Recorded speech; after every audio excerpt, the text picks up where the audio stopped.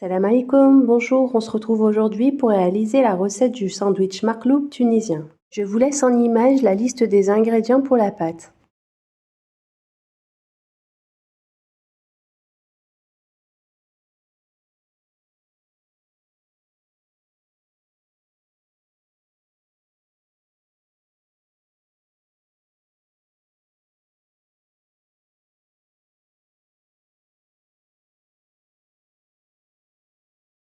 Dans un premier temps, on va diluer la levure avec la cuillère à café de sucre et un peu d'eau tiède. On laissera reposer pendant 5 minutes. Dans un saladier, j'incorpore ma farine, puis j'y ajoute mes 2 cuillères à soupe d'huile. Je mélange un peu, j'ajoute mon lait tiède,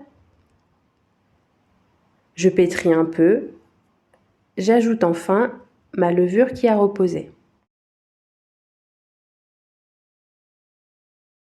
Après avoir pétri un peu ma pâte, j'ajoute le sel.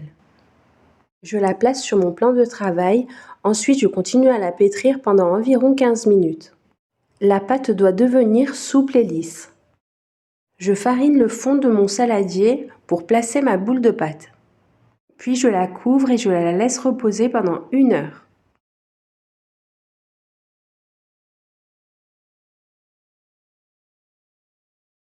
Pour la garniture, j'ai 2 escalopes de poulet que j'ai coupées en morceaux, un mélange d'épices pour poulet, du poivre, du sel, du curcuma et enfin de l'ail en poudre.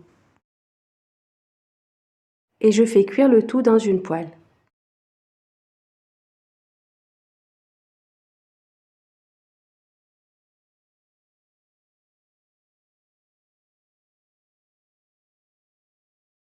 Après avoir laissé reposer 1 heure ma pâte, je viens la diviser en 4 petits pâtons.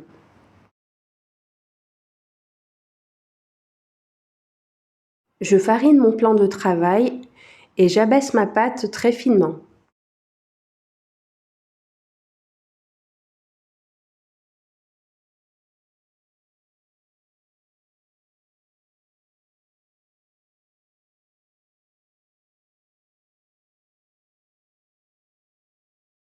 J'y ajoute enfin ma garniture. Donc j'ai ici de la harissa, de la mayonnaise que je viens étaler correctement.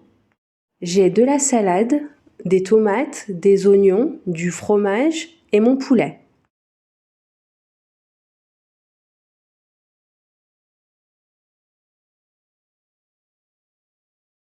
Et direction le four pendant au moins 10 minutes. Une fois sorti du four, on pourra alors y ajouter de la salade, des tomates, des oignons et si on veut un peu de fromage. On plie le tout en deux et direction le four pour terminer la cuisson. Et voici à quoi ressemble notre sandwich au makloub tunisien.